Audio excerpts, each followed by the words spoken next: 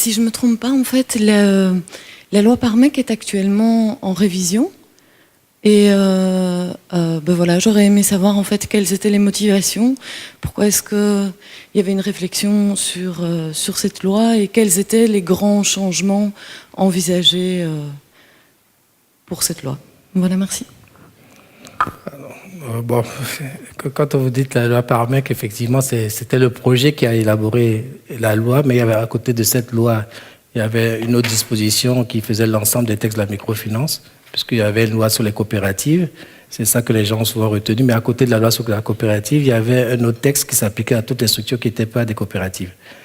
Alors, l'ensemble de ce dispositif a fait l'objet d'un suivi dès son adoption, puisque c'était un domaine nouveau. Il y avait des concertations annuelles avec l'ensemble des acteurs, que ce soit les institutions de microfinance, la clientèle, mais les ministères des Finances, pour suivre un peu l'application et les difficultés de mise en œuvre. Et au bout d'un certain temps, il y a un certain nombre de préoccupations qui ont été exprimées par l'ensemble des intervenants qui ont amené la Banque centrale à réfléchir avec les acteurs sur les aménagements apportés. Cela a été conforté en plus par des études qui ont été menées dans l'ensemble des pays pour mesurer un peu la viabilité des institutions. Et l'ensemble des conclusions donc, ont servi de fondement, disons, à cet aménagement de la réglementation. Alors, elle part de quelques principes essentiels.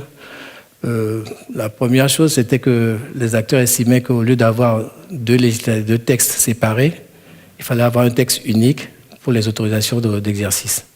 Et donc, à côté de la loi sur les coopératives et la convention, on pouvait fusionner et avoir une autorisation d'exercice qui était limitée dans le temps pour les structures qui n'étaient pas des coopératives, parce qu'au départ, c'était des projets et qui devaient définir un peu la forme définitive. Donc, il y avait une période de 5 ans qu'on pouvait renouveler. Et donc, là, c'est le régime d'entrée qui est uniformisé. Deuxième élément que les acteurs ont souhaité, c'est d'avoir un système d'information plus performant et aller vers des centrales des risques. Donc ça aussi, ça fait l'objet de la mise en place d'un référentiel comptable spécifique pour pouvoir standardiser l'information et puis, disons, avoir un système de collecte.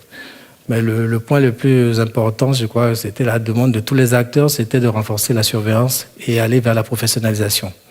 Alors, professionnalisation, maintenant, il est devenu obligatoire d'avoir une association professionnelle et que toutes les institutions puissent y adhérer. Ce qui n'était pas le cas avant, c'était facultatif.